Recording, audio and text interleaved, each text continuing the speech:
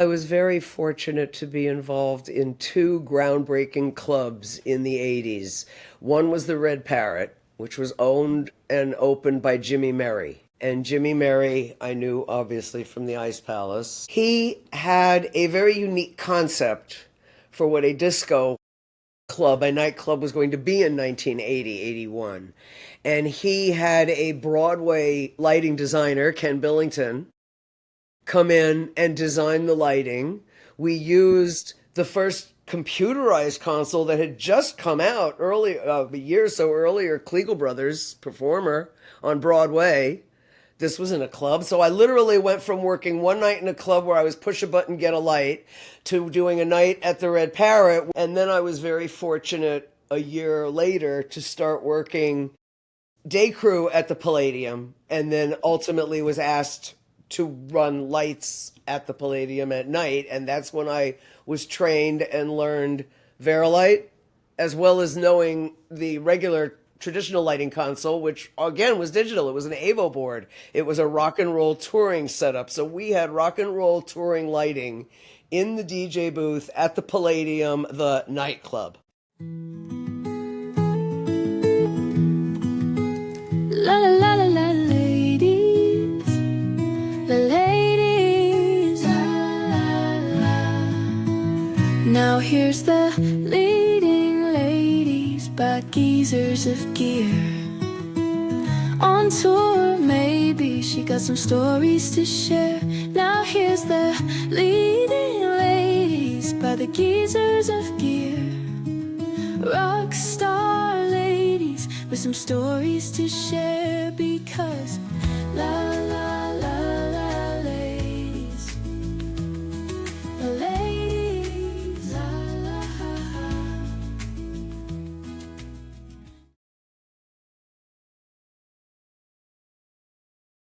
Hello, Marsha. Welcome to the Leading Ladies podcast. Hi, Sarah. It's a pleasure to be here. Thank you for asking me. It is a pleasure as well. I always say this, but this is the longest. We've been already talking for 30 minutes. That's the prep and just getting the pleasantries out of the way and lots of laughter. I know this is going to be a good one. Oh, really? Well, as I was just saying, like the last time you was on the Geezers of Gear podcast. Yes. And that's, for anybody that hasn't listened to it, that's episode 223. So go back, listen to Marsha with Marcel, and that really, we were saying that was more about how you started the lighting career and really coming into the industry. So that's a great episode. We're not Yeah, going to go so much. I can't believe it's over 100 episodes ago. Wow. Seriously. Yeah. I knew it was in the 200s, but boy, time flies when you're having fun, doesn't it? I think it was about this time last year. No, it was actually earlier. I think it was earlier. But it's just over a year you was last on. And like, where has that time gone? Where's another 100 episodes gone in that time?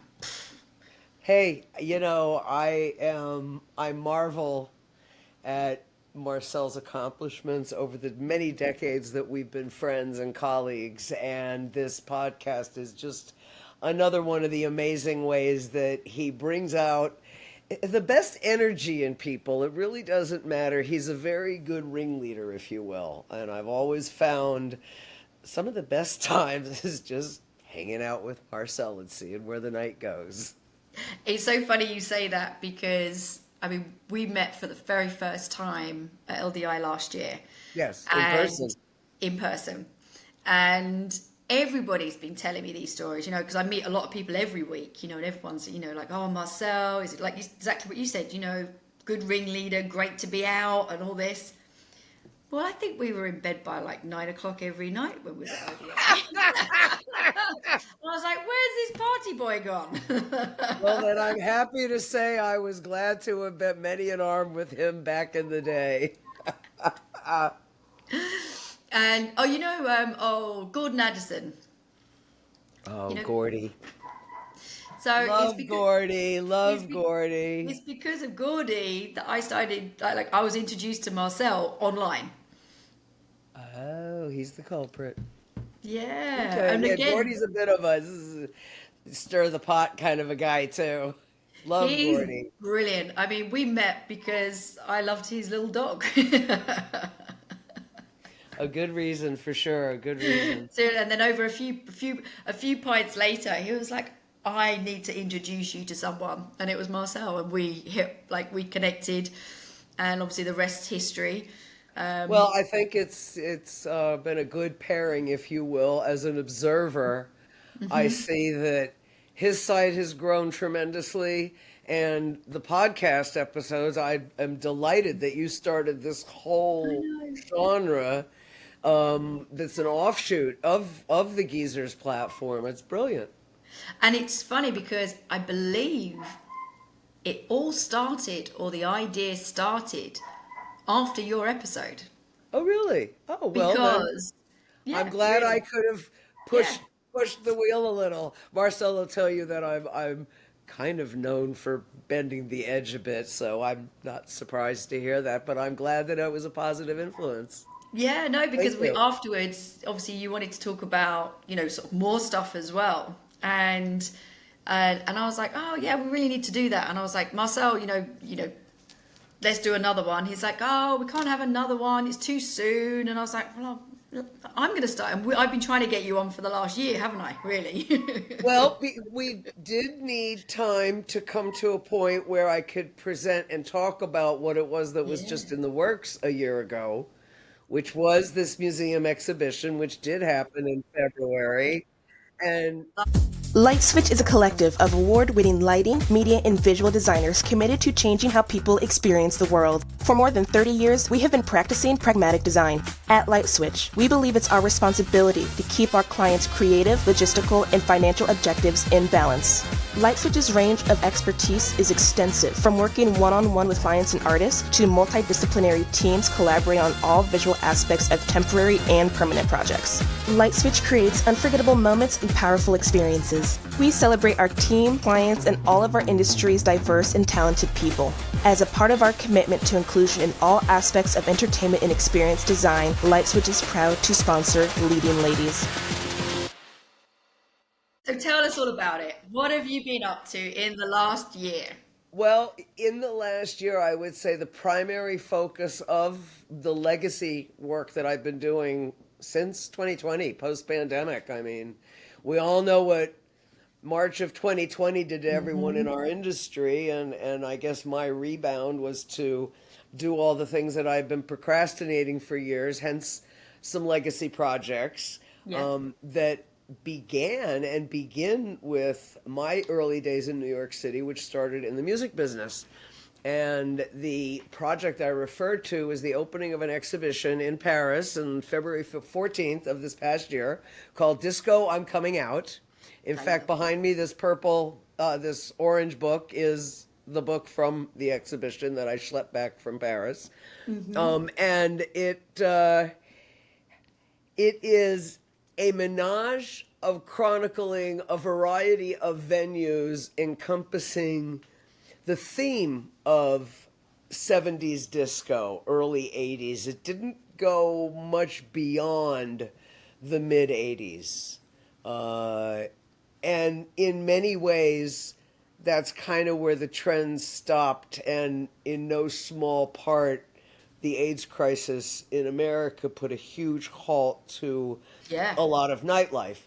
But this exhibition, as opposed to the one I was involved with at the Brooklyn Museum a few years ago, was not confined to one club. The one in the Brooklyn Museum was about Studio 54, beginning, middle, and end. This one encompassed an era of disco and had collections of photographer from Chicago, a wonderful, wonderful photographer who spent the 60s in the R&B clubs and little back areas in Chicago in early 70s, Wow. and all of these fabulous photographs. I'm sorry, his name is escaping me now, and I'm embarrassed for that. A lot of photographs from Studio 54, from Merrill, and from Bill Bernstein, and a bunch of my artifacts, actually 22 of my artifacts. I And love that. so I went to the museum exhibition opening and spent a week in Paris, which was fun.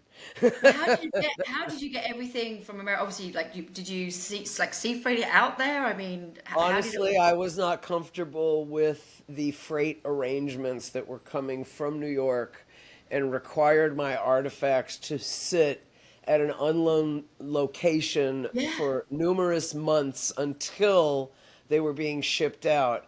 And fortunately, everything was portable and small enough to fit in my backpack, so I carried it with me Ah, on board. All customs were arranged both in America, and I was met by museum representatives in Paris when I landed at Charles de Gaulle and escorted through the whole customs process.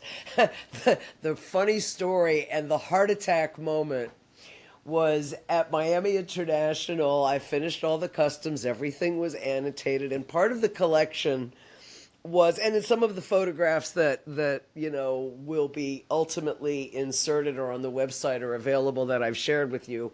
One of yeah. them shows a display case featuring Roy Thode's artifacts and memorabilia, and that was part of what I carried. And so there's a headphone, which is the headphone he used to listen to music on. Now, he made this. So he took a cup from a regular headphone that we would know, your traditional one. He took the ear cup and he wired it using what we had back then in the old days, analog phones, a long curly Q phone cord that maybe you had in the kitchen so you could go from the kitchen to the living room while you were talking on the phone. And he had that as the cord. And the thing he used as a handle was a mat knife, the two metal parts of the two halves of a mat knife. Of course, it didn't have a blade in it because it was holding and protecting the wiring and the soldering of the cables, and then there was a quarter-inch No. jack on the back end. And this is what Roy used. There's pictures of him spinning at Studio 54, holding this thing in his hand. On and on and on. And that's one of the many artifacts I took. Well, the customs lady drops me off after clearing all the international customs procedures, and I have my papers, and drops me off at TSA, and she says goodbye, and I say goodbye, and I go through TSA, and they stop me.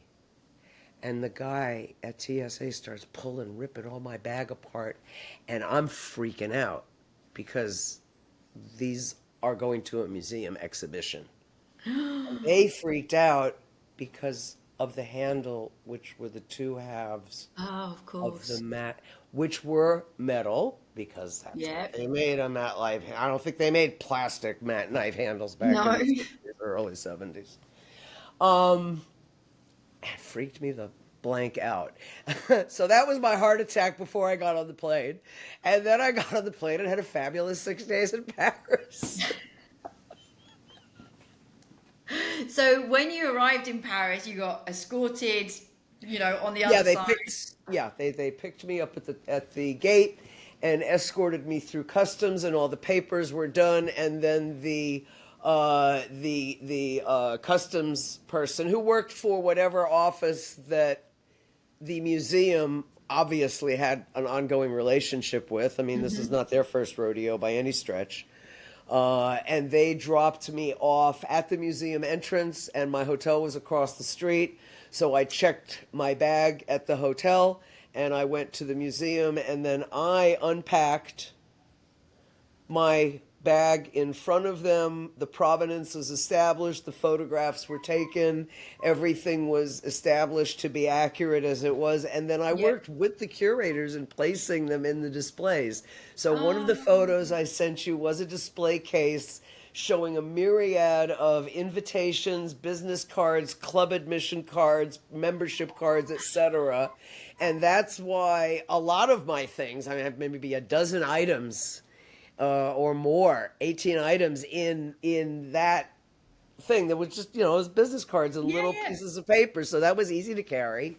And then there was a reel-to-reel tape and Roy's headphone and what he called his Bible, his BPM Bible, which was really a notebook that cataloged his notes on records he wanted to play, and it was itemized by their speed.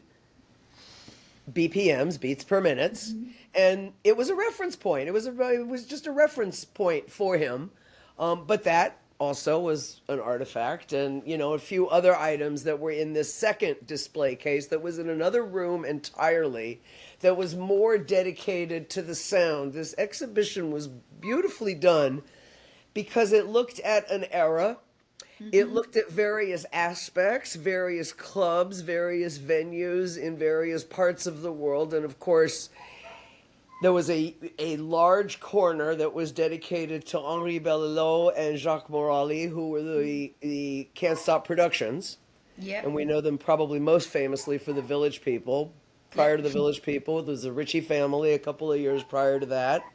And going back to my history as a human being in New York City, I used to work for Jacques and Henri at Can't Stop Productions at their offices at 65 East 55th Street, which is where I started my career working for the Howard Bloom organization on the fourth floor. Can't Stop Productions was on the third floor. TK Records was on the fifth floor. My attorney, Grubman and Endersky, were on the sixth floor. And that's where I started my career in the 70s and became friends with these people more when I worked at the Howard Bloom organization as a publicist. I got to know the Village People. I got to know Felipe Rose. We're still friends to this day. Randy Jones, the cowboy. We're still friends to this day. And then as one goes through various stages of one's career, especially in the early days, seeing where you go and what you do and kind of, in my case, following my nose, I worked for them for a while. So it was really very cool to go to the exhibition. But how did you first The get companies connected? that I worked with, to have my artifacts there, to be recognized and remembered, to be a part of that history which they were proudly displaying, and to be there with other friends and colleagues that were there back then, even people that I didn't know that well. Photographer by the name of Meryl, I knew her kind of, third person peripherally as an acquaintance, but we didn't really hang out together, even though we were both Paradise Garage heads. So just because you were in a club with 1,500 people all Didn't dancing mean on it. the dance floor, it didn't, you were acquaintances, you were socially in the same environment. Yeah, we used to both hang up in the VIP room that was attached to Larry Levan's DJ booth. It was one big happy space. But, I was there with my peeps and she was there with her peeps, and we just shared the room with all of our peeps. Kind of like what goes on in today's world in many ways. I was just thinking the same thing. Just because you're in the same place doesn't mean that you're you're best buddies or anything like that. Exactly. I believe human nature really inherently doesn't change over time. What's popular, the isms, the verbiage, the clothing, the music, those absolutely, the drinks, Yep. the accoutrement, those absolutely change. But I believe people inherently, you can probably boil it down to like 5 or 6 essential characteristics that guide, emotions, traits that kind of guide human behavior. Anyway, that's a whole other podcast, isn't it? I like that one as well, Marsha. I've got time. So to answer the question, the last year has kind of spent in preparation of this museum exhibition, working through all of the details, going to the opening, which was fantastic. The museum exhibition itself was open until the middle of August. Oh, And wow. at some time in, I think, June, maybe, it might have been as early as May, but I'm going to say probably June. It was definitely over the summer. I was contacted by them. They were exploring touring possibilities. There were 2 venues that were afoot. By the time we got to the organization of the dismantling of the exhibition, which was to take place the 3rd week of August, we had a confirmation of the museum exhibition touring to Amsterdam next year, and the documentation had to be updated to include a storage period in Paris so that the museum exhibition could then be transmitted and displayed in Amsterdam. So I haven't been to Amsterdam in a while. Oh, and that's my incredible. webmeister is in Berlin, so maybe there's another trip to Europe afoot next year. We'll see.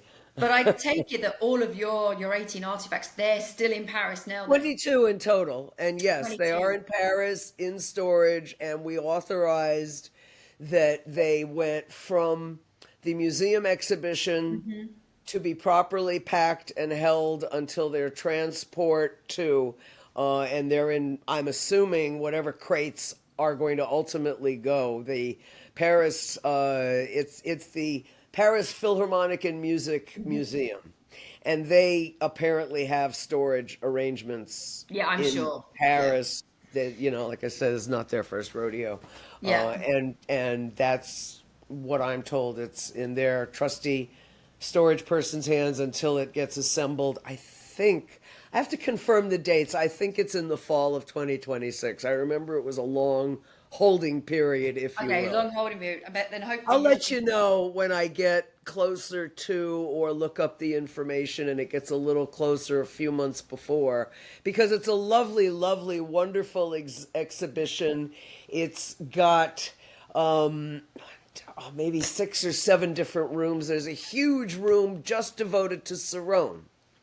Well, I really wanted to come and see you in Paris. Like we were messaging back and Yeah. forth, Yes, we were. Yeah, timing is everything. and I was like, I would love to, but getting off of this island in the winter is really hard, and it's just too Yeah. expensive. So funds for me stopped it, but for some reason, like I think Amsterdam's easier. So keep you posted because And if it's in the springtime, yeah, it's cheap. We or got in the direct flights summer, it in. makes it a lot more doable. And if it coincides with a conference that just might be happening, like maybe if it's in August and in September is Plaza, you never know. Yeah, no, I don't go any. I don't go to any of No, the you don't like do the trade. No, conferences? I don't. No, So you the just only do one LDI?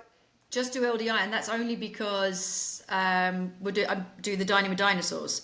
Which is wonderful. I love that. I had so Yeah. much fun at the first one, and I'm sorry that I won't be there to see you and join you at this year's. I just couldn't squeeze LDI in. It was just one of those things where you kind of have to make choices in life, and Yeah, that was no, just one of my choices. totally understand. I mean, you will be hugely missed. I for some reason I just had on my like, oh, I'll see you at LDI. So I'm so Feel happy free to to do it this FaceTime time. me from Dinosaurs and say, I "Hey, will. Marsh, I'll wave to y'all." I love it. I love it.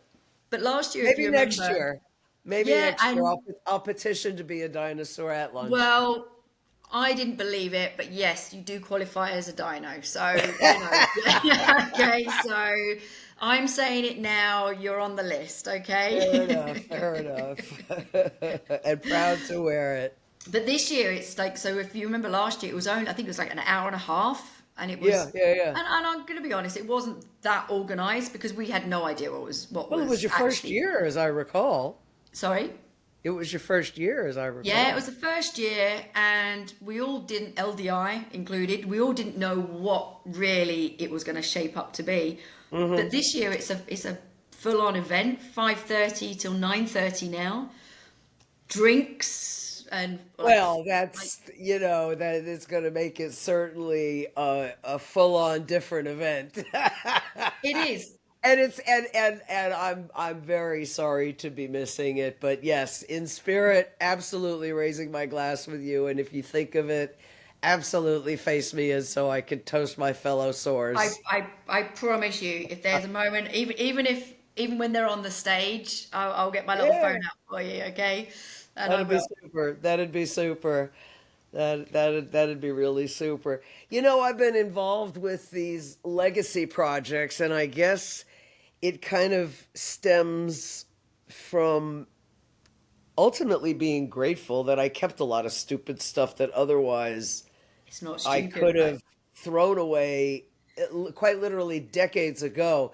In fact, one of the items that's in the Paris Museum of the many, many items that I showed the curators, an independent curator, Jean-Yves Leloup, who I sent you a photo of he and I Yeah, see that. at the one of the opening neon displays in front of where the Paradise Garage emblem is display in the museum exhibition, and we did Zooms, and I showed them a myriad of items, and it was whittled down to these 22. And amazingly, one of the ones they picked was a business card that was from Mel Sharon, who started West End Records. So we're talking about a business card that I received because I was in the music business, and we're talking circa 77, 78. And Mel ended up being a dear, dear friend. And I knew him socially. Our relationship spanned right until he passed away. God rest his soul. Just a dear, dear man. But that was just one of the peculiarities. And you know how many times I've looked at that address book and old-fashioned analog pen and paper and thought, why do I need this? And yet, lo and behold, 40 some years later, I'm glad that I didn't toss it. So you never know. And maybe being a pack rat is a good thing. So I've been moving forward with these legacy projects. I have 2 websites. As you know, I have a podcast that I do. Yeah, I want to know about that as well. And the Heartbeat of the Dance Floor, and the legacy website of Roy Thode, who was the DJ whose headphone I told the story about earlier. And Roy was very iconic, and sadly, he died in May of 1982, and so his legacy is not as well known as others who have passed, like, for example, a Larry Levan. Yeah. And I would say, in many ways, even though Roy was a little older than Larry, they all kind of sprang up at that same early mid 70s. Things were just beginning to be formed. Technology was going from putting money into a jukebox so you could play 5 or 7 or 10 songs in a row in a jukebox, and how they randomly came up with the little arm that was kind of cool to see. Yep. To a human being putting records on and off, and ultimately using a mixer and combining them. And all of that happened around the same time that music went from acoustic to electronic. I got shivers. Yeah. And it all kind of happened around that same time. And so I guess part of what I'm trying to do, being grateful that I'm vertical, lucid, and do still have a good memory and a whole lot of crap, if I can help record some of this and tell some of these stories and talk with people like you and talk with other people through whatever other platforms there are, and just kind of remember these stories that are, some of them funny, some of them really cool, some of them Sad. meaningless. Okay. Oh, no, didn't mean sad. Like, yeah. But you do the podcast as well. So, like this now, and same as Geezers of Gear, the reason behind it is to, keep the stories alive. Have people telling the stories so people can listen. New generations can go back and listen firsthand. But with your podcast, it's the same thing. You've invited everyone, and I love this. It's Thank you. great. Well, Really. it's really great because it's a way to not only remember but also educate, and it's got nothing to do with age at all. We do not know everything, and anyone who professes to is lying through their teeth. So even though we may know a lot of things as we get older and wiser, we don't know everything. So when you've got an opportunity to listen to somebody else telling a story that you haven't heard before, or amuse you in a way that you haven't been amused before, I think those are the joys of life that we kind of started to forget about in the early part of this century. Yeah. I think coming back to it is important, and I'm grateful to you and Marcel for showing a path forward, you and many others. But even now, so I'm looking, and I know you started to point something out, but you're the behind you. I mean, that's just My wall of remembrance. Yeah. It's funny when we started with the pandemic, and Marcel did his happy hour. and you can almost see the evolution of my back wall where Oh, really? it was blank, and then bit by bit I put things. This is a poster from the documentary, from actually the premiere of the documentary, Studio 54 documentary that was done by Zeitgeist. Matt Treinauer was the director. He was an Academy Award nominated documentarian. And that's called Studio 54, the documentary, and that's available on Netflix. And then above that, this is I'm an award-winning lighting designer. That is my Lumen Award Amazing. that was given to me. And above that is the Lumen Award that was presented to Jimmy Merry, who was the owner of the Ice Palace 57, which was his club that he opened in April of 77, I think March or April of 77, right around the same time Studio 54 opened. And that was given to me when the Red Parrot closed. Jimmy had passed. I was working there in the mid-'80s, and they sold it, and on and on and on. So that was taken off the wall in the office and presented to me, and that's my little bit of complete circle, having two wonderful lighting designs, one from where I danced and never did lights, and one from one of the earliest jobs I did as a architectural lighting designer in using entertainment lighting and architecture. So that's kind of full circle. In the top, this one is kind of a menage of many of my backstage passes, a few of my many backstage passes. The most notable ones that were signed by artists, Palladium working with the Neville brothers and having them sign all of my passes, and on, various artists. And these three across the top are albums that I worked on when I was a production assistant in the music business and worked with the Joe Long Sound, this was the soundtrack from the movie Love at First Bite with George Hamilton and Susan St. James from the late 90s. No, late 70s, 79, I think, 78, 79 that came out. This, Liquid Gold, which was our production of Liquid Gold, My Baby's Baby, which turned into a top 10 dance hit in 1980, 79, 80, it charted.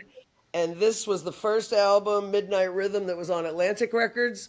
And that was done by the band called Midnight Rhythm by Midnight Rhythm. And that was really Joe before the Joe Long Sound. The other two albums were the Joe Long Sound. And then moving over to this side, the gold record was presented to Roy Thode, the DJ who I have the Legacy site. And when he passed, that was given to me along with many other items of his estate. And that is why I have all of these master reels that I've been digitizing and releasing on his website and on his SoundCloud Heartbeat of the Dance Floor site, streaming site. And I've also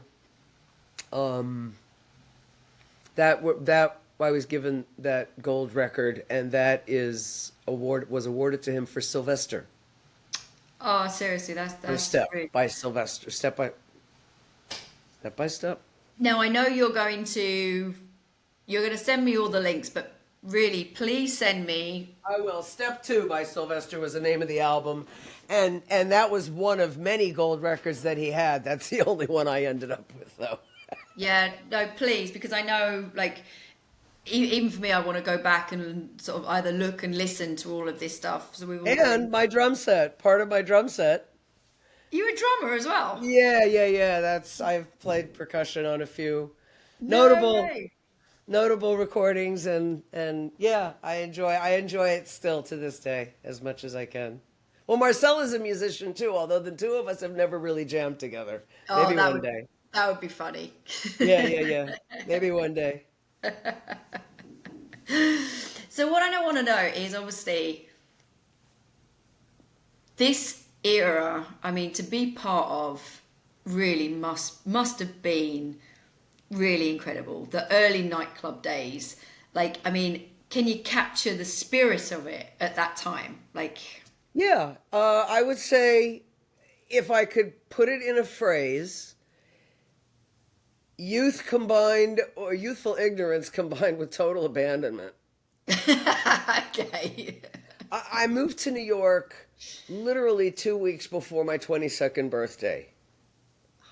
I knew nothing about living in the city, starting my way, being an adult, how I was going to be in the music business. I just moved to New York with aspirations of being a songwriter and a producer. No idea how that was going to happen. Absolutely not. So I kind of followed my nose and I got really, really lucky. And I ended up doing publicity. And the main client, ironically, as one of the main clients that we had as Howard Bloom, was London Records. So I worked very actively with ZZ Top and Al Green, and who was on London Records at the time, et cetera, et cetera.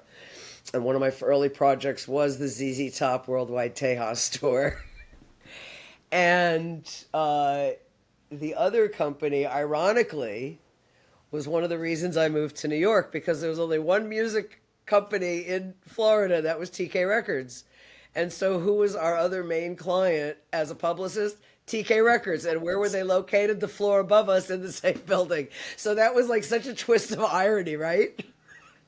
And I did publicity on early Ritchie Family product, because Ritchie Family African Queens had just been released on TK Records, and that was our big PR project. So that was the reason I went to Studio 54 in April or May of 1977, was for the Ritchie Family.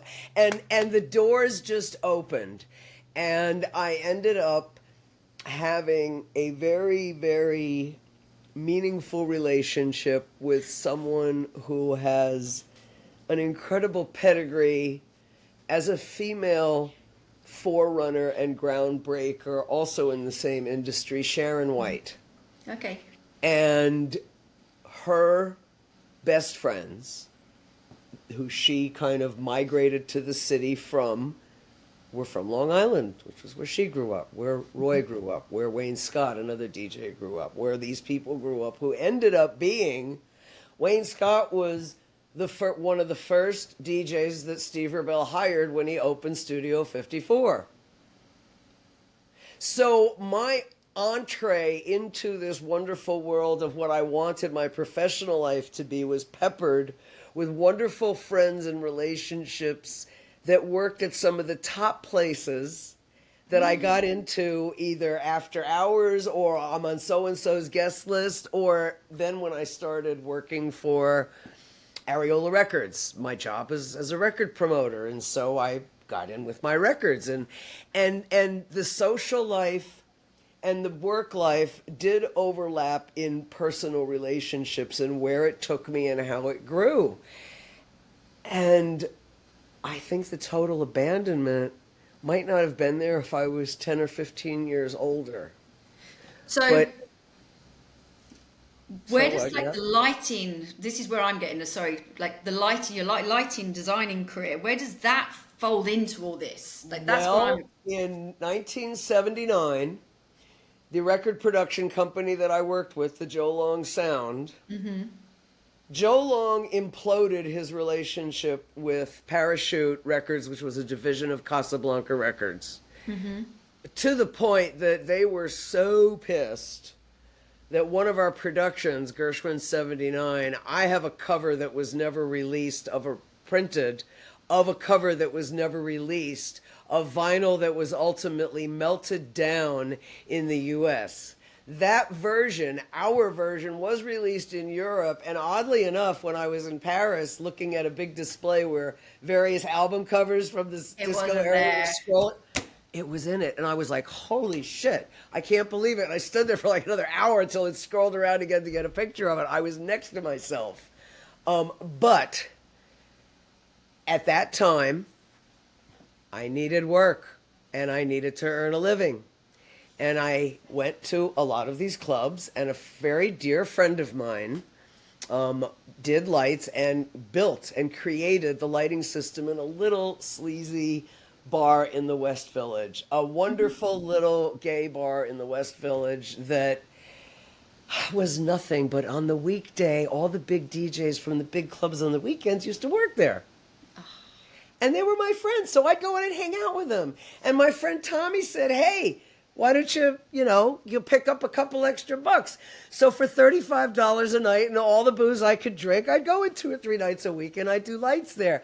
And the lighting console wasn't even a console. In fact, I did a Martin webinar a few years ago with Brad Schiller where I showed a resemblance of a picture. But what Tommy Kazalka did is he wired certain keys from an old Olivetti typewriter, portable typewriter. No way. So that they hit relays that turned on various pin spots at various parts of the club, whether it was on a mirror ball or up a column or whatever. And there was a little square dance floor and a bar. And that was the name of the club when I worked there, was the Cock Ring. A couple of years later, they changed it to The Ring. And the logo became a picture of a rooster with a ring and the words "The Ring" in it. They did not use The cock ring. yes, for obvious reasons. Why? I don't know, Marsha. So after the summer of '79, I was filling in wherever I could find work. And in the springtime, a friend of mine was getting ready to go out to Fire Island because he was working with Roy at the Ice Palace in Fire Island. And he was one of the lighting guys at New York, New York, which was an established proper club in Midtown. It was right up there with Studio 54. In fact, probably John Addison and Steve Rebell were like competitors. Now, Larry turned to me and he said, "Marsha, you know the music. If you can figure out the controls, you have a job." And I went and I sat him with him in the booth at New York, New York one night, and he said, "You got it." And he was out of there and I was in, and that was the beginning of when I started doing Lights in Club. So it literally came down to music. Again, And back then it was easy. It was analog. It was quite literal. Well, we didn't have push button consoles at New York, New York, because Light Lab hadn't come out with the push button until a couple of years later.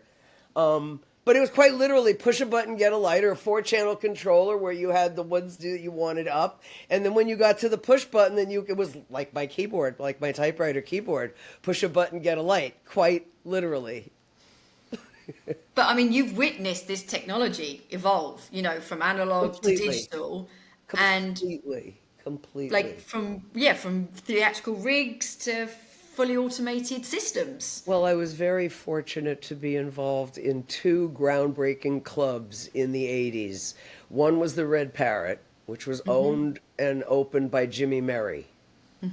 And Jimmy Merry, I knew obviously from the Ice Palace, both on Fire Island and in the city, and Roy and blah, blah, blah, blah, blah.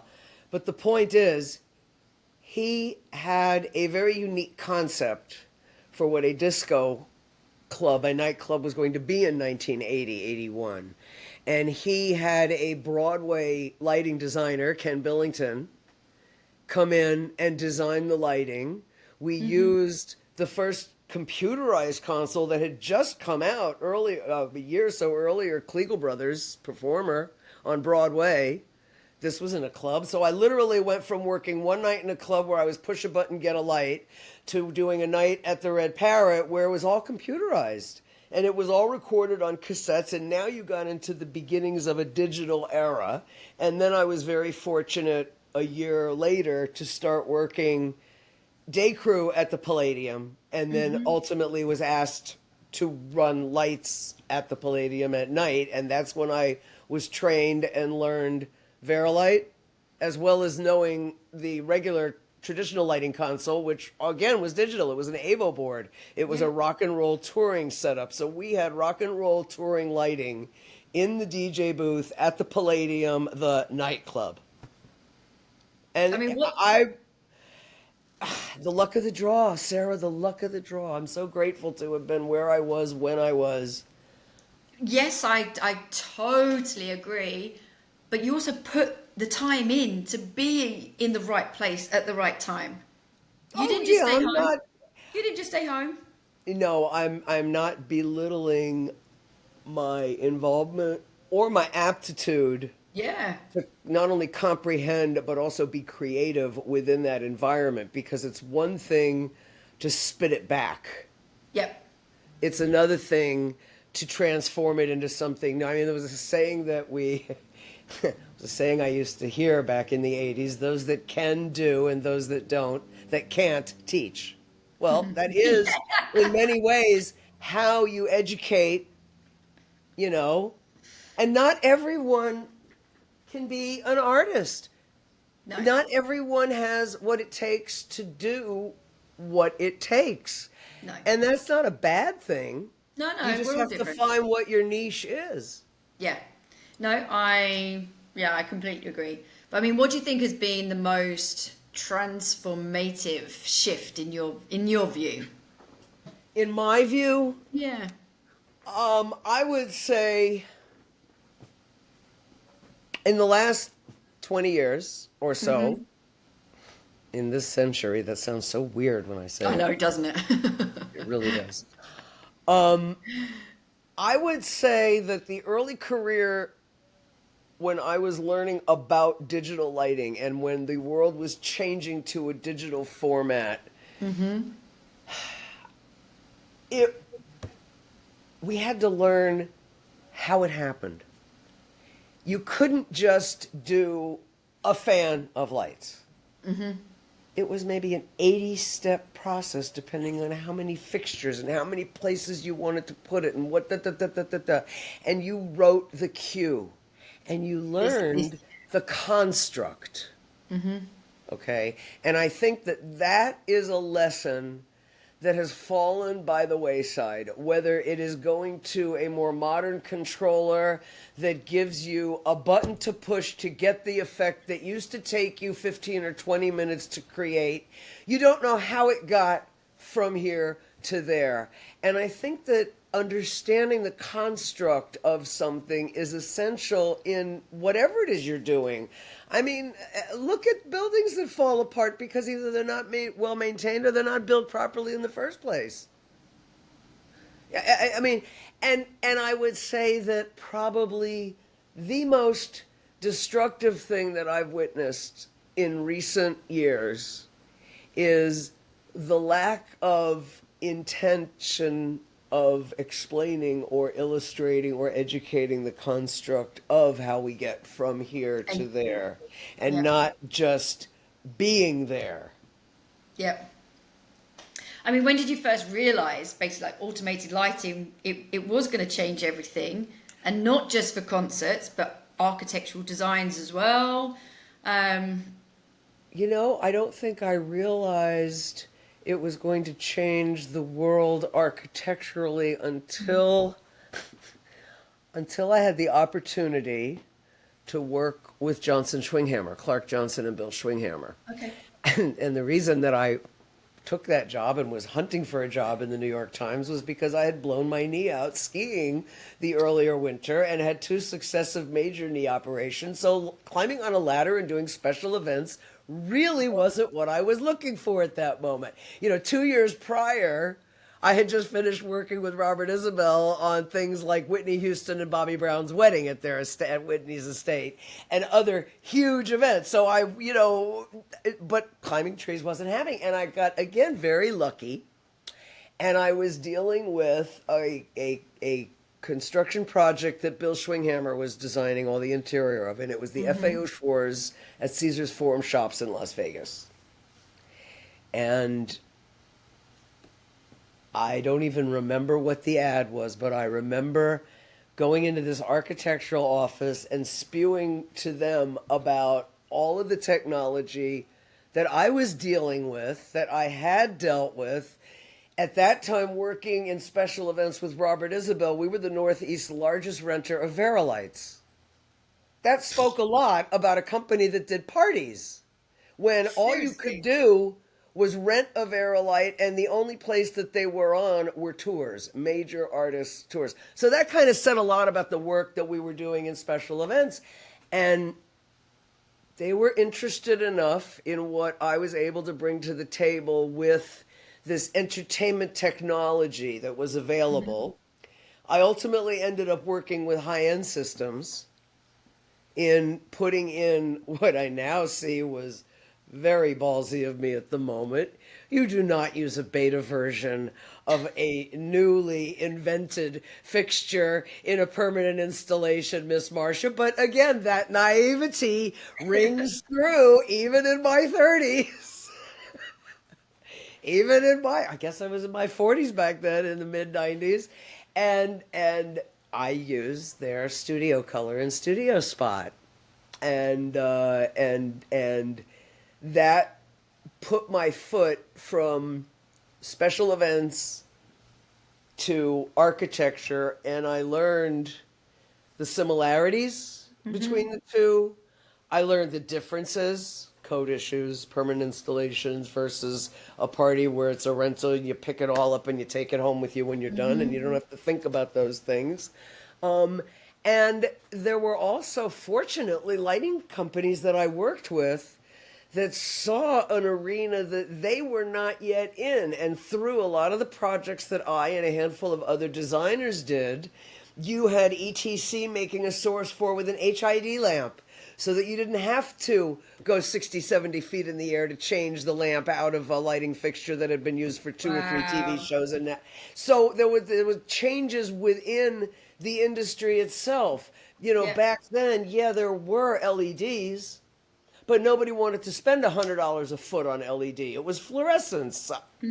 I didn't like fluorescence for what I did at Warner Brothers Stage 16, so I incorporated my design work with Cove and Underlit and that thing with a neon guy.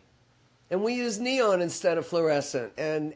But again, you're talking to a client that doesn't want to spend $100 a foot for a light when they can get one for $10 a foot. Yep. And that was about what neon was costing us at the time. So I was very fortunate to work with architectural lighting designers that had the flexibility to do things that had never been done before, working in cooperation with lighting manufacturers that were hanging fixtures in places that had never been hung before. Yeah. And that became what now is the norm. And that's you just said, this is now the norm. It's now This the is now the norm. norm. And when you I look at mean, the really, future, I mean, I'm loving talking to you right now because oh, thank you. this, Likewise. yeah, no, really, because I said I've wanted it for ages, but but just I can now visualize this change. I mean, when you're talking about like the 70s and the 80s, and I wasn't even born at this time. Like that, it's something for me, and I'm like, oh my God, like this is just history in the making, isn't it? Well, and I was just a kid then. I mean, in the 70s Yeah. through the mid 80s, I was only in my 20s, for God's sake. I I know. was just exploring the world with these new eyes of wonder. And when I say innocence coupled with total abandonment, yeah, I would dive headfirst into situations, right, wrong, or indifferent. But I certainly saw a lot of the things that were going on multiple levels back in the 70s that weren't maybe going on because of the way society and things had changed in the 80s and then again in the 90s and on and on and on, and saw these various evolutions. Um, I guess that's, I Okay, guess so that's, what, I'm sorry. gonna just no, I'm gonna jump into something now because I kind of like the I was evolution of wandering anyways, no directly. of people, but it just something just came into my mind. One, I know that you are a very strong believer in everything that Laurie Rubenstein does for Yes. behind the Oh, scenes. yes, absolutely. I am such a huge from the beginning of But that project.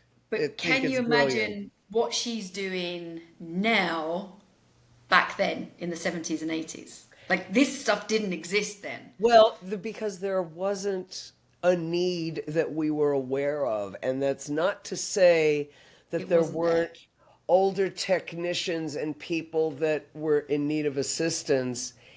I think it's more to say that in 1980, if you went back 30 years, you were in the 50s and it was a time of prosperity. If you went back 40 years, you were coming back from and or going into World War II, which was the worst thing that happened. We didn't have, quote unquote, a worst thing happen, I don't think, Yep. until the AIDS crisis. And that really began full throttle in the United States, I'd say 83, 84, and exploded in the next year or two to multiple populations, and we don't need to revisit that per se, but to answer your question, Yeah, it I just think that changed the world irrevocably in a way that other cataclysmic events have, i.e., a world war, or i.e., a pandemic like what we just went through in 2020, which also changed our world cataclysmically. oh, tenfold. Yeah. I wasn't here to live through World War II personally, but so Yeah. far I've managed to, knock wood, make it through two pandemics, still Yeah. vertical and lucid, so I guess that's a good thing. No, well, of course it is. Yeah. The No, fact I that just there have been two in my lifetime perhaps is not such a good thing, but no, but it was just like we was talking about obviously like transitions of, lighting and just general, production. And I was thinking to myself, well, yeah, what's our transition been in like this mental health side of things? And what Laurie does for me is incredible now. well, I think it's much needed because also in the last century we've relied on much more technology and we've gotten much more sucked in to our notebooks, our laptops, our phones. We no longer have the personal interaction in many ways, in many reasons, because we're so damn busy and we have so much to do. And it's much easier to get to the point of the answer of the question by sending a quick text, getting a quick answer, and moving on.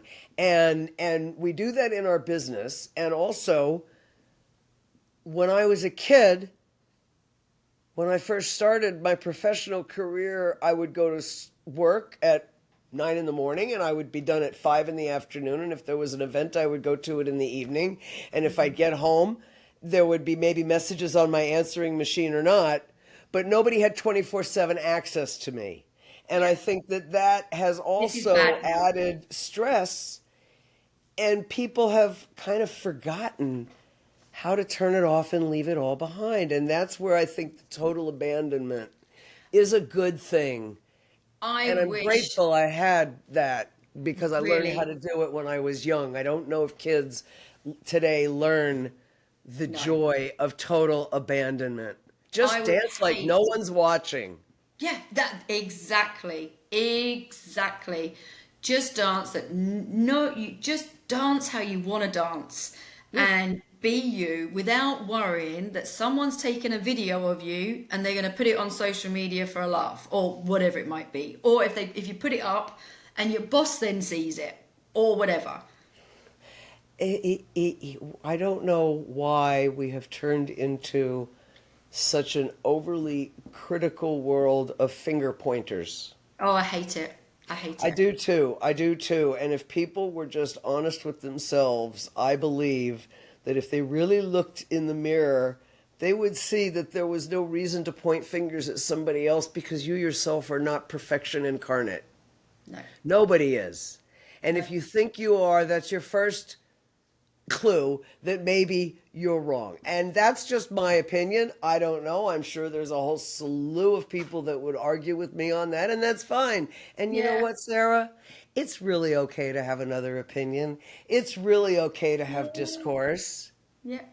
That's how people learn, and that's how you see another side to a situation. If you don't shut up long enough to let somebody else explain, how are Yeah. you going to know with their point of view?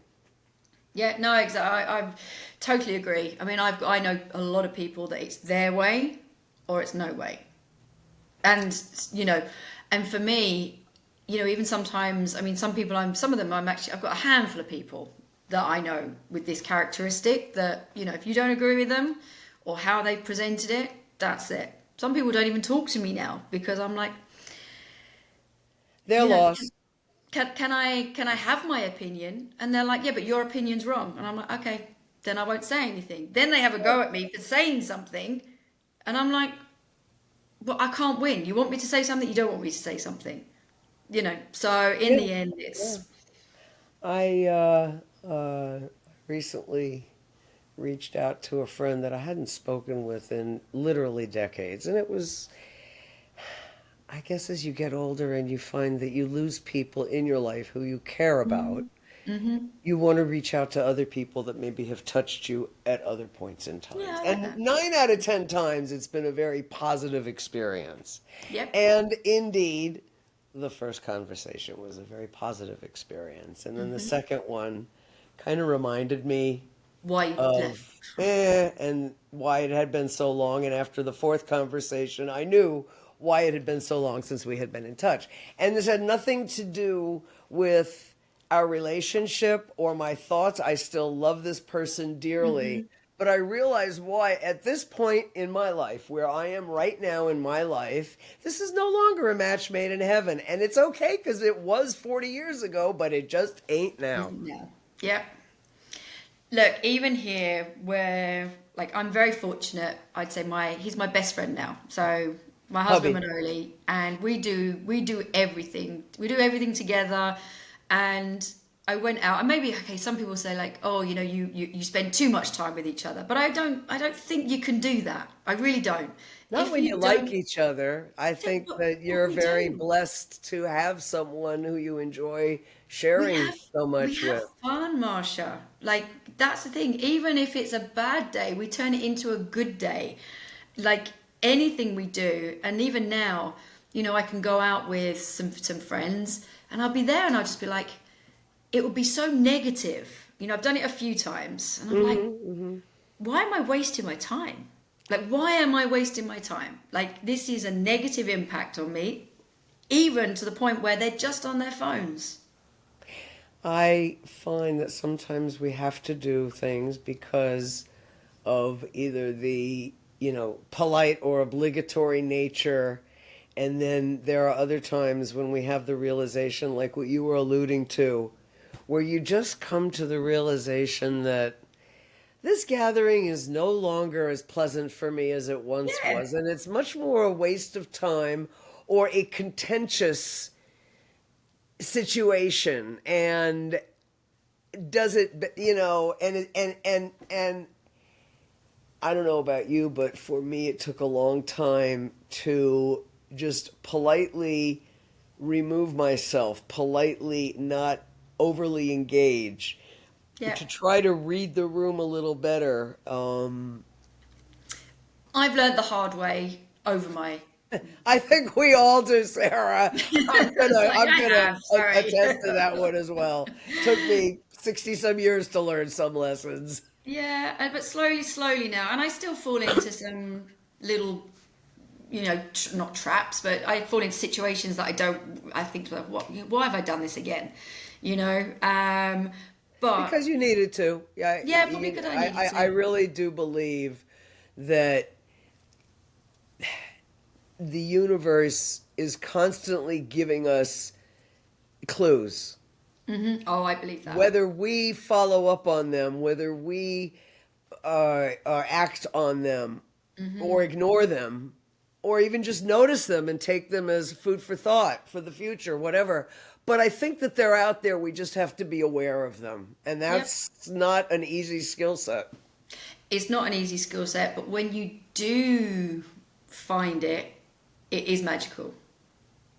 If you find it. Yeah, yeah. And sometimes maybe you only find snippets of it. Maybe sometimes you only have bits and pieces of magic sprinkled throughout your life. And you know what, Sarah? That ain't such a bad thing either. No, no, no, no, no, no, it's not at all. I mean, finding your happiness in, I mean, for you, it sounds, obviously there's been ups and downs, I'm sure. But really, it sounds just an incredible life, an incredible experience, people you've met, and especially now to be doing all of this legacy stuff. I mean, it really truly must have been incredible. I mean, going just I'm just not quickly gonna on what I lie, just I had a lot of fun. I had a lot of yeah, fun, and I guess I must have done something right over the years to yeah. be able to count so many pleasant people in my world from so many Yeah. different aspects of my world that I only get to see and interact with periodically because Hmm. of time and geographic restraints, oftentimes. But I will terribly miss LDI this year, and I know that when I go to them, there are people I may only see once a year, but I have deep-rooted connections with, and even if we only spend 20 minutes together, those are maybe the most precious 20 minutes of the year. Yeah. And it's those little snippets, those little treats. Um, yeah, I'm very fortunate to have had a fun, interesting life that's taken me into a lot of fun places with a lot of really good stories. Yeah. Really good stories. Some of them not publishable, some of them not very publishable. Now I couldn't listen to it, but I remember it was one New Year's Eve. It must have been last year. Was it last year or was it the year before? I think it could have been. No. Anyway, you sent me because you was doing the music for the New Year's Eve. What was that? And like, do you still have Oh, involved? yes, that was last year for, I think, for Sirius XM. Yeah, that was it because I And it couldn't get it wasn't here in live, so Europe. I sent you the, yes. Yeah, you don't get it. They do a different broadcast abroad. I have been involved peripherally, I shall say, with Sirius XM for quite a number of years now. I think well over a decade at this juncture. And I've done a variety of things with them. Most recently, a few specials that I put together, a few New Year's Eves in a row. I think last year was maybe the fifth New Year's Eve or so. Um, and the program director from the Studio 54 radio, which we have here in the States, oftentimes will ask me to be a contributor to some of their events, New Year's Eve being one of them. They sometimes do features, special artist features during Gay Pride Month. I put together a couple of Gay Pride episodes that were recorded out on Fire Island from Roy. I'm not sure which file it was I used New Year's. It might have been possibly, and I have to look it up, and I don't want to take the time at this juncture while we're recording. I can certainly tell you after the fact. I might very well have been a recording that Roy made at Studio 54 back in 1979. And it might have been the digital file from the reel to reel that is on display in the Paris Museum exhibition that was on display, that's now in storage until it goes on display again in Amsterdam. And it might have been that full file, which came from August 1979. I don't remember. I'd have to go back to the raw Sirius XM Are you doing anything music this that I year? use. Haven't spoken with them yet, which is not unusual because usually I may reach out or hear from them around Thanksgiving. I haven't heard anything yet. We'll see. They Okay. didn't do any gay pride specials that I was aware of. And this summer I was just too involved with other personal things that Yeah. sidetracked my energy and time, which is honestly why it's taken me a number of months to get out a new file. I want to release, hopefully, if I can get the intro done and recorded in the next couple of weeks, a new music file on the Roy Thode's Heartbeat of the Dance Floor SoundCloud. That's from a DJ by the name of Warren Gluck. Okay. And this is kind of an interesting compilation. Warren, a dear, dear, dear friend, sadly passed away a couple of years ago and a few decades ago. And I'm going to guess this was around the transition digitally. If you were a DJ, you went from playing records to playing CDs. We didn't have thumb drives then. They were a few years before thumb drives came into existence. But your Pioneer decks, and you had your turntables, and then they had CD decks that were added in. And Warren put together a collection of 4 CDs that he had simply titled Pre-Disco Dance Music. Right. And there was basically wonderful R&B tunes from the 60s and 70s. And it was all just the record, beginning to end with a space next to another, beginning to end. And so I've put them all together in one file. It's a total of a little over 6 hours of these amazing, amazing, amazing records. Some of them we would know and dance to. It goes a little into the mid-70s electronica, mostly late 60s, early 70s stuff, some obscure things. I leveled out all of the inputs as best as I could and spaced accordingly, keeping the integrity of what he had done as best as I could. And I really do believe that this was his resource, and the ways that Roy had his Bible and wrote down various records as they were beat per minute. These songs were all alphabetized within CD 1, 2, 3, and 4 by artist. And I believe this was his reference point of what he used when he was DJing in the early days of transitioning from carrying vinyl to CDs. And that was around the time that he had given it to me. And he gave it to me as a friend, not as anything that was released. It was never anything that I've ever seen released from anyone. It might have just been copies of his personal resources that he gave me. And Warren and I first met back in 1978 out on Fire Island, another Long Island musical prodigy.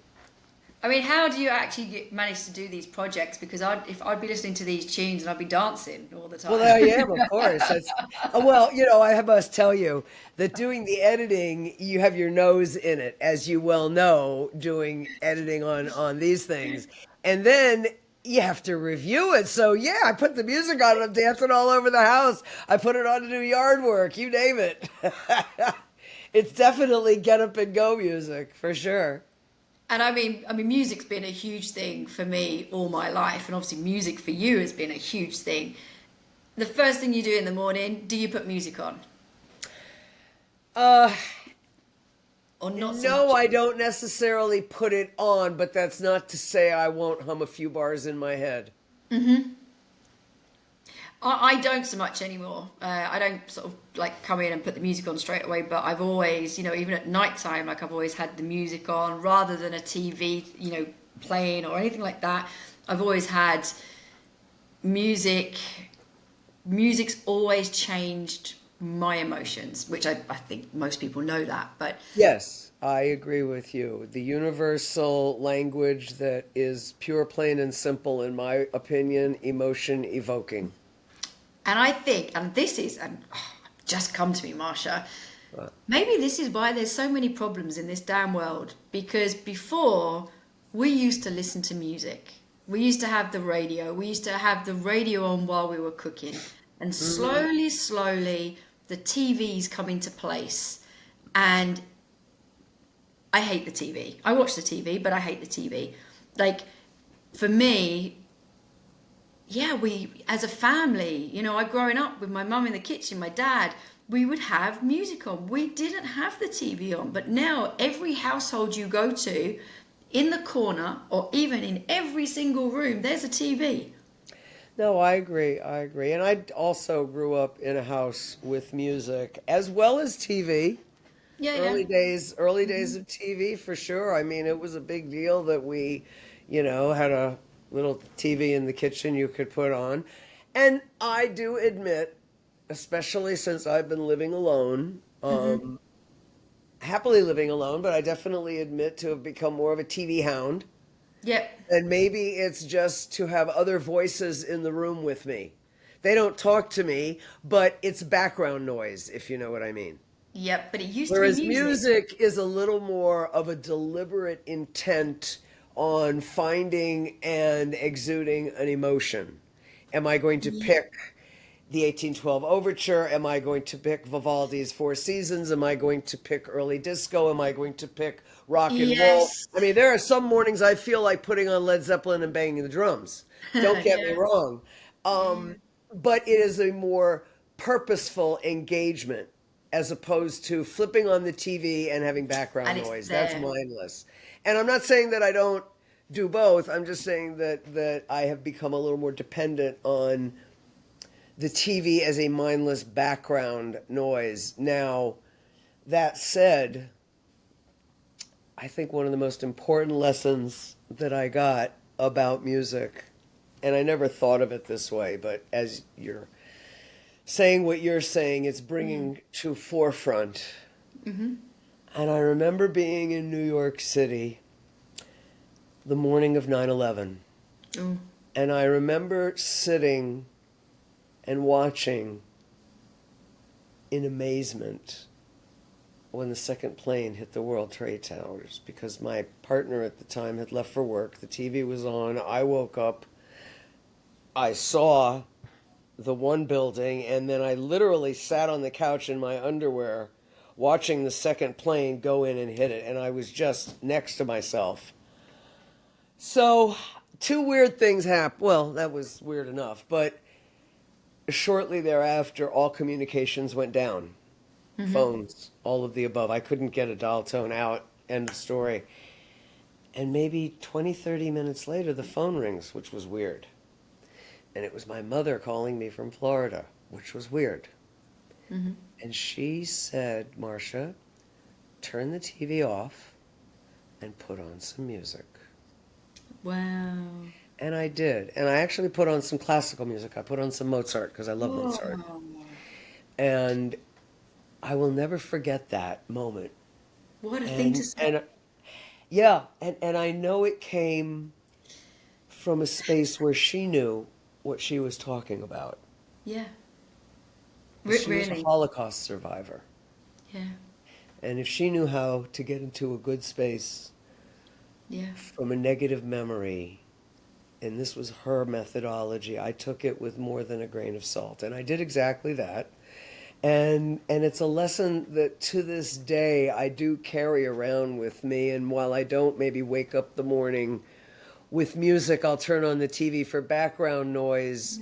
When I find myself at that point of I've just dealt with too much stupidity, then that's when my either my rock and roll to bang it all out, or a little dance music to dance it all out, or a little classical music to soothe my inner beast. But yes, music is truly the answer to all. And I was exposed to music as a very little girl. We used to go to something in Miami called the Young People's Opera, and they used to do little operettas. And my Oh, mother's best friend was a singer, and so if I wasn't seeing her sing on stage, I was behind the scenes meeting the singers afterwards. And I'm sure that also was probably a big reason why I had such a penchant for the theater when I yes, of discovered course. what it was. I never was involved in theater in school. I was involved in music, but never in theater. And when I got involved in it, I just had a penchant for it. And I wonder if maybe in some ways it didn't date back to those early days when I was backstage as a little girl. I 100% think that. So, yeah, of course. If you imagine being a little girl going backstage, I mean, just seeing it all, you must have been like little stars in your eyes. Well, it was so cool because you'd see Elizabeth singing Madame Butterfly on stage, and then you'd go backstage while she's in the dressing room with all the makeup. Oh yeah, it was very, very cool, very cool. Um, yeah, I had a lot of memories that I'm sure shaped much of my adulthood that I had no idea. In fact, some of them not even until now talking with you. You bring up some lovely thoughts in me. Oh, good. Well, I think the one from your mum is just, I said it only came to me as well. I was like, you know, trying to solve problems is hard enough. And everything with mental health, not in the music industry, but just in life in general, you know. And I think it's just seeing all your backdrops with all this music and talking about music. So on here, you know, often we're talking about the industry, but it's not about the music. You know, like talking with you, this is the music, you know, and you was part of this. And I was just sat there and I was like, what happened to music? You know, it's still there, you know, it's still there. Yes, but it's changed in many ways, It has and changed. Yeah. lyrically, society, evolution, change. I mean, it happens. That's kind of It, life. yeah. However, I do believe that one of the strongest things about our community, our entertainment community, and as you refer to behind the scenes, Yeah. they're a non-discriminatory charity in that if you work in our industry and you need help, all you have to do is raise your hand and say, help me, please. And I think the fact that we have a community, the fact that you have people like me whose first love might have been music, but they ended up with a career doing lighting. There are a lot of us out there Yeah. that play musical instruments and do lighting for a living. I just like there are a lot of people out there who play musical instruments and do other things. Or a techie, a musical tech, or a rigger, or whatever. I mean, we are a community, and it's very all for one and one for all. And that is one of the joys that I've always found working within our production community that was very unique to it, as opposed to any other aspect of businesses that I've been involved with. We are a one for all and all for one mentality. Yeah. If the carpenter is having a problem, well, in a union house, you got to go by union rules and X, Y, and Z. But when you don't work on union jobs, you have maybe a little more flexibility to pick up the pace on helping your colleague out. And when you work in a union job, then you deal with it politically in a different way so as not to impose on that union. But the fact of the matter is, if the rigger doesn't have the rigging done first, you ain't going to be able to hang the speakers, so the sound guy's fucked. You're not going to be able to hang the lighting rig, so the lighting people are screwed. You're not going to, you don't have the electricians tying you in, getting the console up front of house. You're not going to be able to get X, Y, and Z done or tweak your program or any of those things. So we are a community, and we are all dependent on one another. And there is something that has happened with, I think, all of us that work within the show must go on mentality. There's no room for delays. Curtain goes up whether you're ready or not. If you're sitting on the john at 7:59, you better be in your place at 8 when the curtain rises, because it ain't waiting for you. No. As opposed to many other industries that just delay, and come up with excuse. And I think that that's something that has permeated into everyone that's involved in the production industry, whatever aspect of it is. And that's something that I think is exemplified in such a positive way by behind the scenes. Because they're there to help you if you need it. I don't ever find that they've imposed their will or been pestered you, but they're there and they let you know they're there if you need it. And if you are able to help support them and their endeavors, you do. And you talk about the mental health initiative. One of my proudest moments was helping Lori get that underway, and it was shortly after the pandemic and Marcel's happy hour and on and on. And I was contacted by Chauvet. And I put them together with Lori, and the following year we had that mental health initiative, and it was a beautiful thing.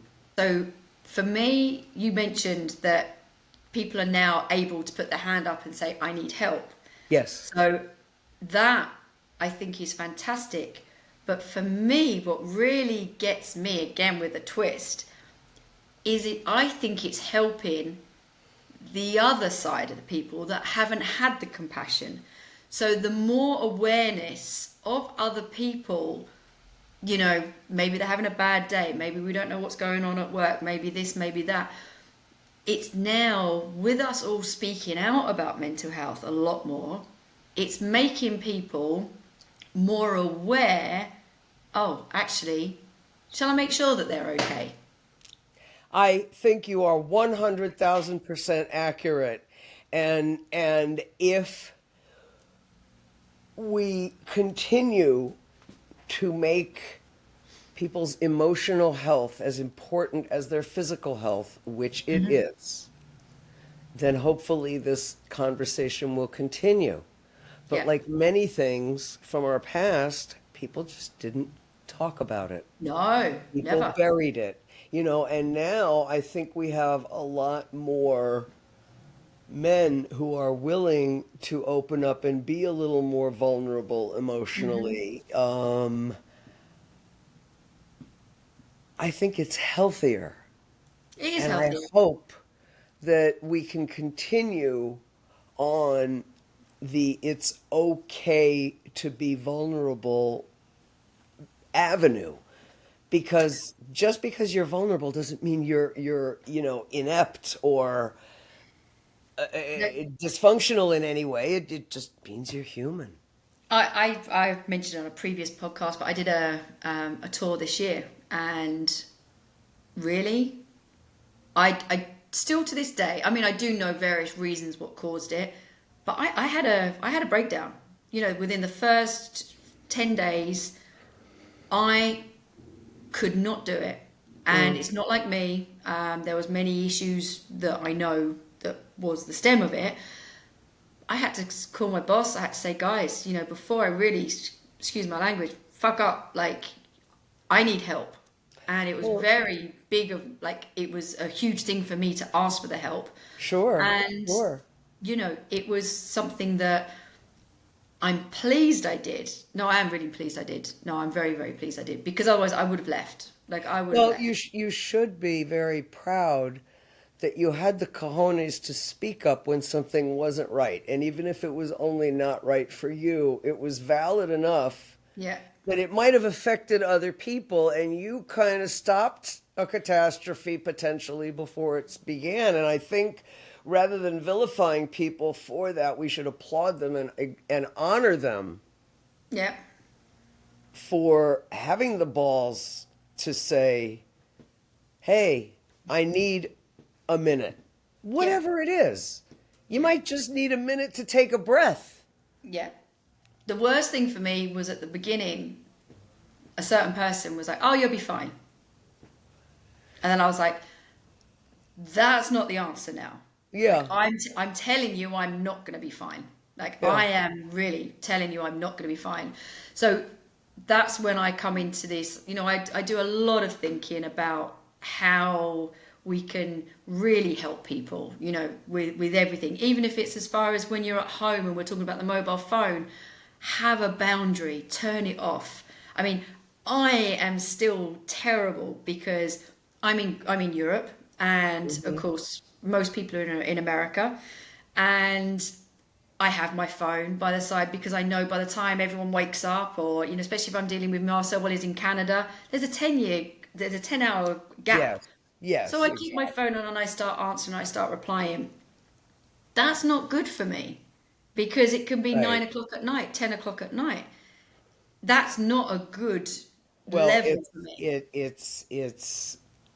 it's not healthy in the time zone that you were living in, and somehow the parameters need to be adjusted so that you Yeah, can be in two time zones at once or three time zones at once or whatever, because that is, we talked earlier about the big changes yeah, from then to now, and one of them is, in many ways, gratefully, the world is such a small place and we are not confined by countries and borders and time and space. And in other ways, exactly what you're describing is the downside, because we are not meant to be 24-hour a day people either.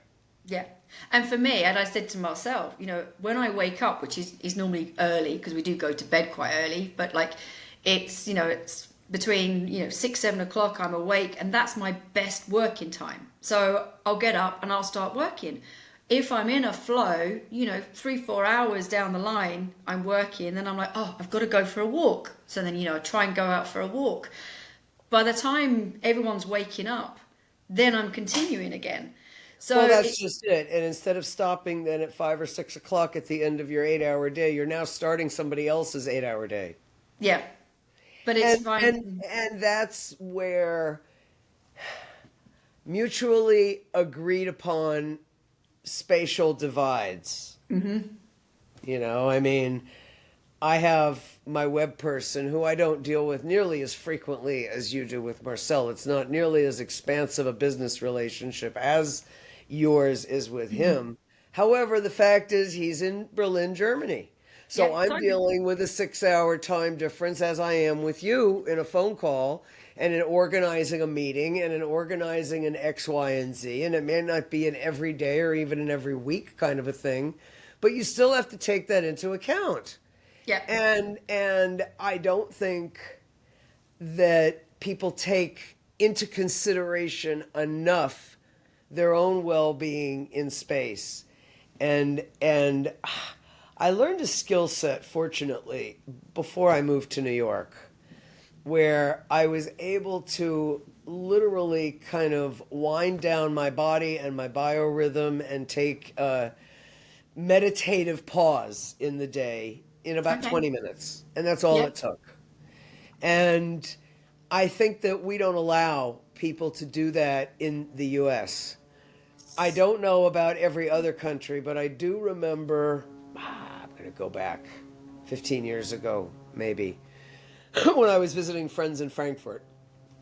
And one of them worked in a bank, a very, very large bank. And I went up into the office because we were meeting for lunch and blah, blah, blah. And she showed me around. And the thing that most impressed me about this huge office building, and in her department, she was one of the early people whose life was behind a computer screen. That's where she worked 8 hours a day. That was what she did.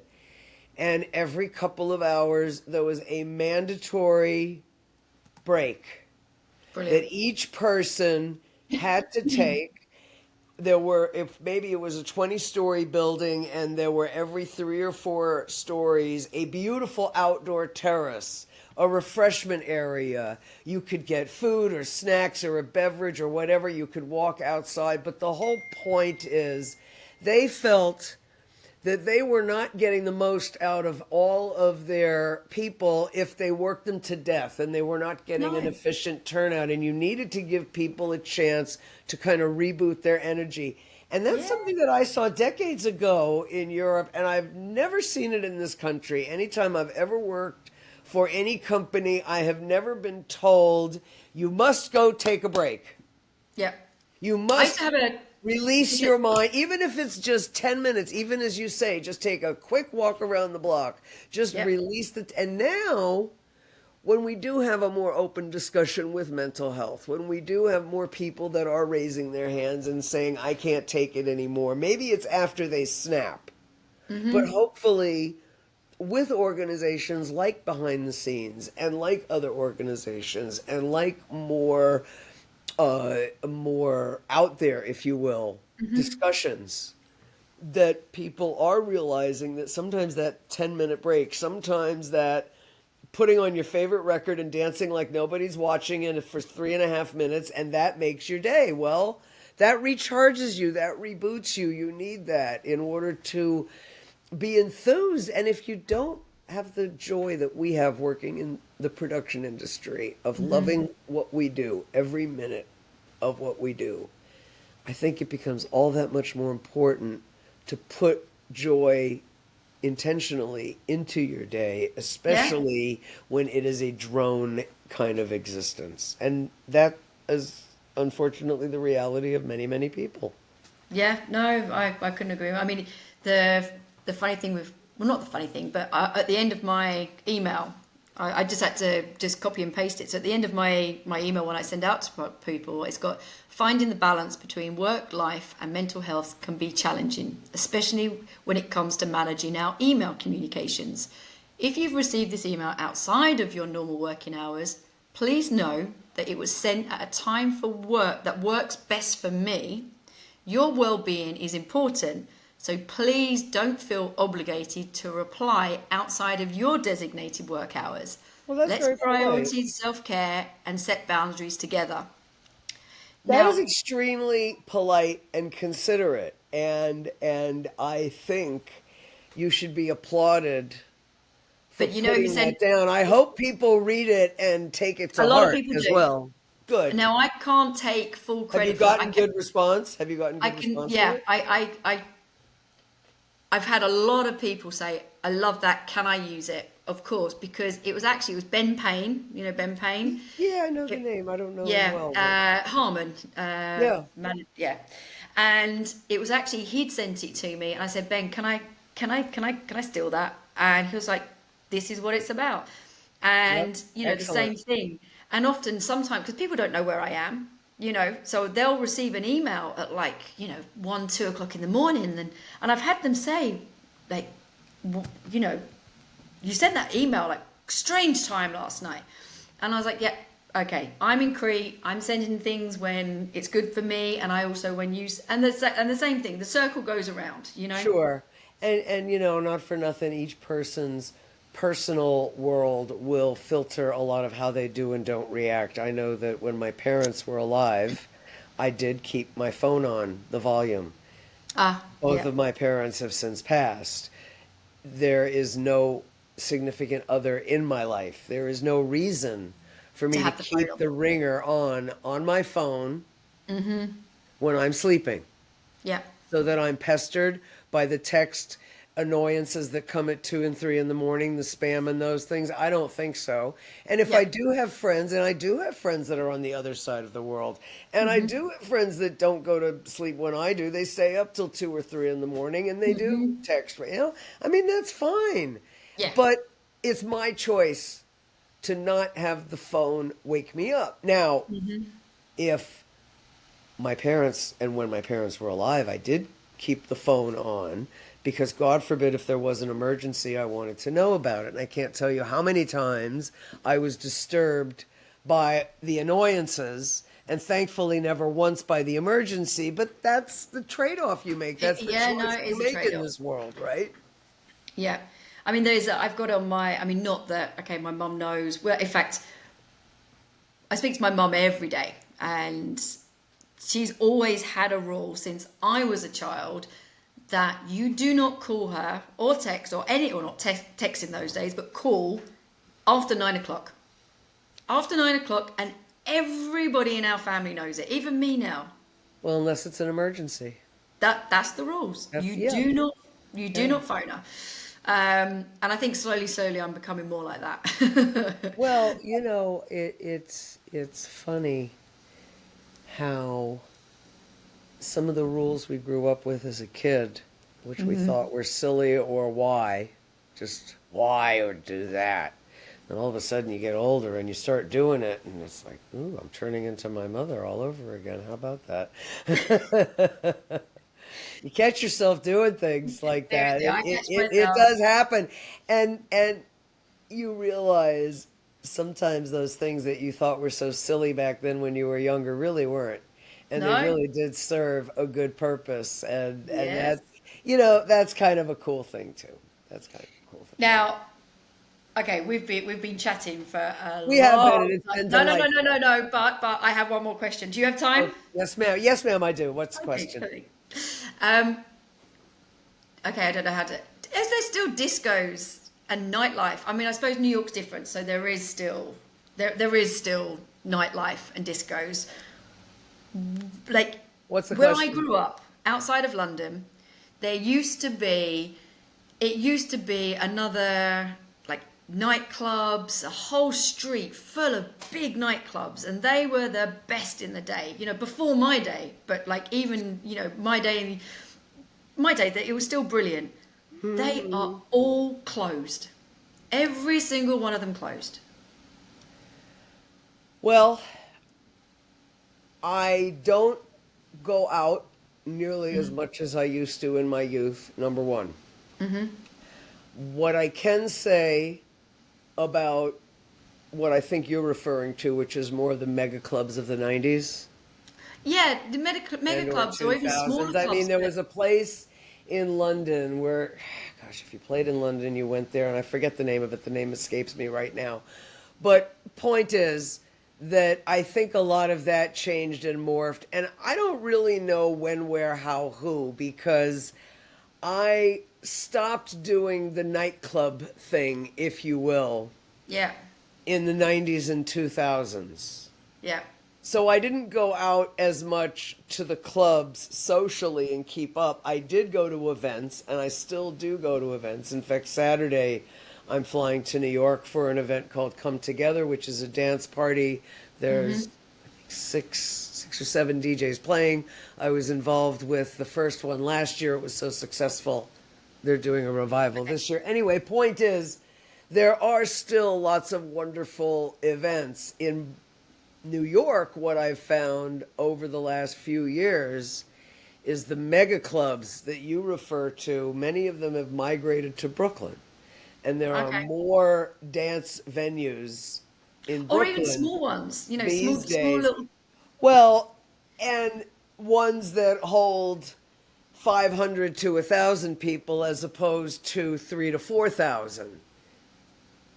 And Even smaller, like even smaller, but to your point, yeah, I think there are still a lot of dance events, but the types of venues have changed somewhat. And at least yeah, in New York, they've migrated a lot from the city to Brooklyn, being the borough that seems to house more of the popular ones I hear about in my social network these days okay, than someone saying I'm going to the Bronx for party X or party Y. There's a few okay. venues in Brooklyn that people will go to. And it's not to say there aren't any in Manhattan, it's just to say that it's a different world from the 80s or 90s when you did have, I one or just feel two. sorry for like this generation coming up now. You know, even my hometown, you know, I said just outside of London, people don't go out anymore. They don't go dancing. Well, they must do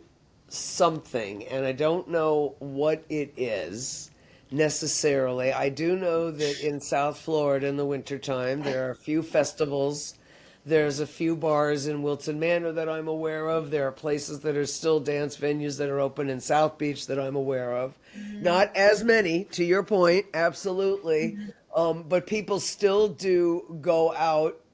I'm just not real active in that world. So if it doesn't involve a group of my friends that say, oh, let's go to X, Y, and Z, Yeah. I'm just not looking for it. It just doesn't. It just and the other part of the reason is I am not nearly as fond of today's music. Yeah. I find that the lyrics are not happy. Yep. In many ways, they are violent or depressing. I find that a bunch of electronic drones that go nowhere is not, to me, music. To me, music is a composition. It has a beginning, a middle, and end. It's a song. It has melody. It's not add a drone beat on top of a drone tone on top of a drone. Neat, neat, neat, neat, neat, neat. And then I've got boom, boom. So I got boom, neat, neat, neat, boom, neat, neat, neat, boom, neat, neat, neat. And now I'm going to add so boom, neat, neat, neat, boom, neat, neat, neat. And that's my song, and that's going to go on for 3 or 4 minutes. And in the middle of it, I'm going to go, oh yeah, oh yeah, oh yeah. Oh yeah, suck me, eat me. Oh yeah. And that is a song. I'm sorry. That might be what the kids like, not No, I'm with you. I'm anything. with you. I'm with you. Not One anything hundred I will percent. pay any kind of admission at the door to go out and party with. Really, no, I'm 100% with you. I mean, I often ask a lot of people, especially when I do go home, you know, to younger people that, I mean, my town now is a city and it's a university town. Where? There's no university students out the town anywhere. It is dead. And it's like, Weird. where is everybody? You know, and I often, if I chat, I chat a lot and I'll chat to any stranger. And I asked them, like, what happened to this place? That was a cool little bar that stayed open. It played good music. It did this. And a lot of it is, it's down to money. Like a lot of Yes, agreed. Agreed. I But mean, aren't pubs still the place to go to hang out when you're in the no, UK? Really? pubs are dying too. It's a That's huge so thing right now. sad. Really, it's becoming Oh, that. that's so sad. Yeah, most people. I mean, even here, because we get a lot of tourists here, and over the Yeah. summer, you know, I talk to them, and it generally comes up, you know, this kind of conversation, and you know, they're like, well, we don't want to go to the pub, so we've done our garden. Look at this, we've got our pub in our garden, and Okay. they're now inviting their friends to their garden. Well, there's nothing wrong with that, but I think that in and There of isn't. itself, the statement that you're alluding to is how society has changed and Yeah. how rather than finding comfort and community in a venue that's open, you now have to restrict yourself to behind your walls and your fence to feel comfortable and safe. And I don't know what will attribute itself to that. I mean, don't get me wrong. Societal I changes don't want to go to a or nightclub. financial. I mean, who knows? It could be a Yeah. myriad of things. I mean, I know, and just kind of been there, done that could also Yeah. be part of the reason, and maybe that's part of the reason It's the I don't. youngsters. It's the youngsters now. Well, there's You no know. excuse if they're youngsters Yeah. because they But then, haven't been there and they haven't done it.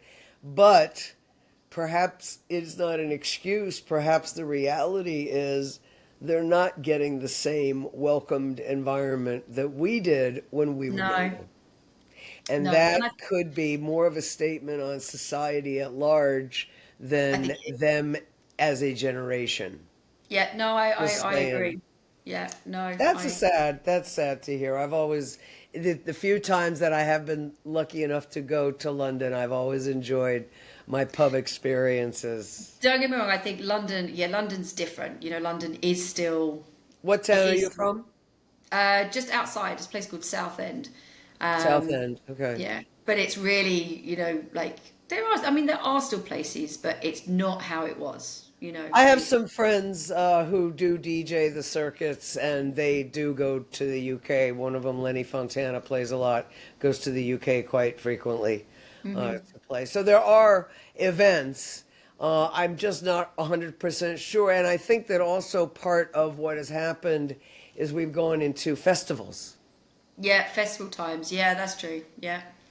And so you've got a 2 or 3 day festival of all this dancing and camping and this thing and thatting, and I don't know. But it's Everything still, is I mean, so bloody again, expensive these myself days. growing up, I mean, I was always very independent that I would never go out with a certain group because I knew lots of different groups. And I'll be like, where are you going? Oh, we're going to this pub. Okay. Where are you going? Oh, I'm going to that pub. Okay. I'll see you tonight. Didn't say when. And And you I would would just go, bounce from pub to pub. yeah, I would just go around. Yeah. Well, I think there was a time when it was a lot safer to do that as well. Well, this is, and again, I was just going to say the same thing. So yes, it's all changing because now you probably wouldn't do that now, you know?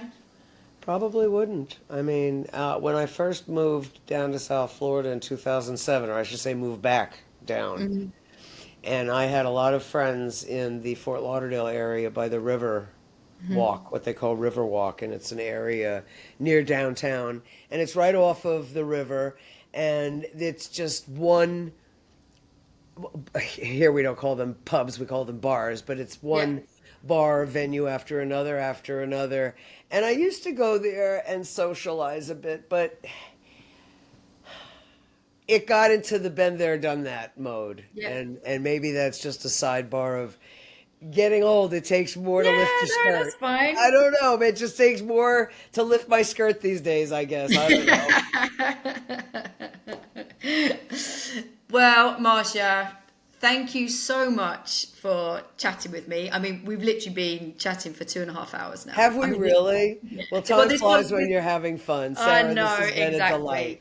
It's But always really- fun to see you and to be with you and to share our little mindset together. You're always a delight.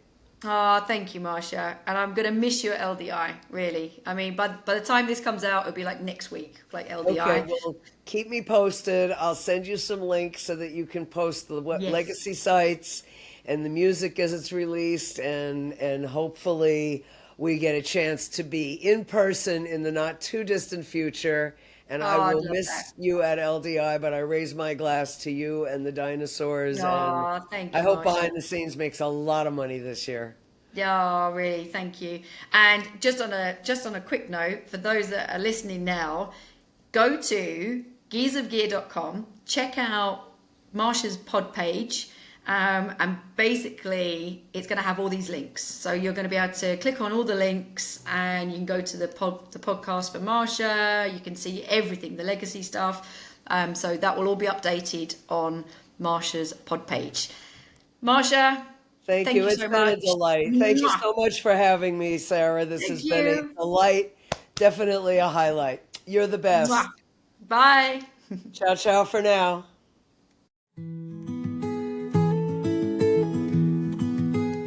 La la la la la ladies, the ladies. La la la. Now here's the leading ladies by geezers of gear. On tour, maybe she got some stories to share. Now here's the leading ladies by the geezers of gear. Rock star ladies with some stories to share, because la la la la ladies, the ladies, la la la la la la ladies. Yeah, she's a Now here's the leading ladies by geezers of gear. Rockstar ladies with some stories.